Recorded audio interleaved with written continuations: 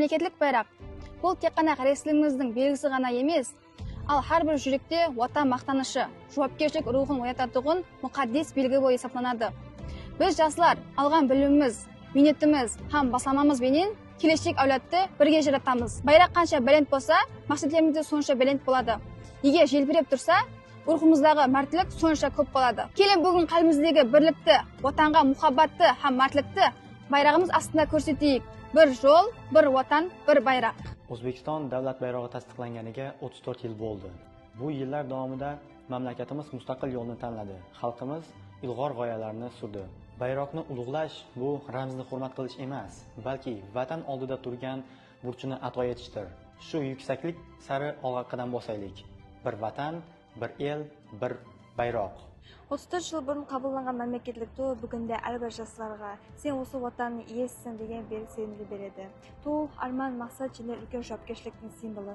Біз бүгінгі жастар ертеңгі күннің басты күші ретінде ғылымда, технологияда, спортта, мәдениетте және белесті бағындыруымыз керек. Өйткені біздің елде дамуы біздің ойымызға, ұмтылысымызға және батылдығымызға байланысты. Bir vatan, bir жол, bir ту. Bugün bağımlılığımız ve özgürlüğümüzün simgesi olan bayrağımızla gururla hatırladığımız anlamı bir gündür. Bugün hepimize kutlu olsun, bayrağımız her zaman göklerde özgürce dalgalansın. 34-я годовщина – это дата, которая еще раз напоминает нам о любви к нашей истории, вере в будущее и сегодняшней ответственности. Будущее страны на наших руках, поэтому флаг дает нам не только гордость, но и ответственность. Одна Родина, один путь, один флаг. The state flag is adopted 34 years ago, and today gives to every young person convictions. You are master of this homeland.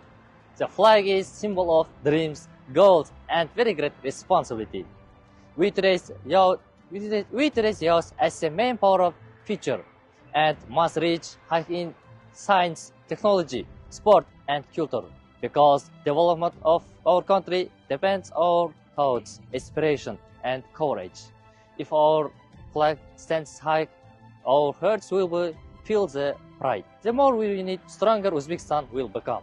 One homeland, one road, one flag.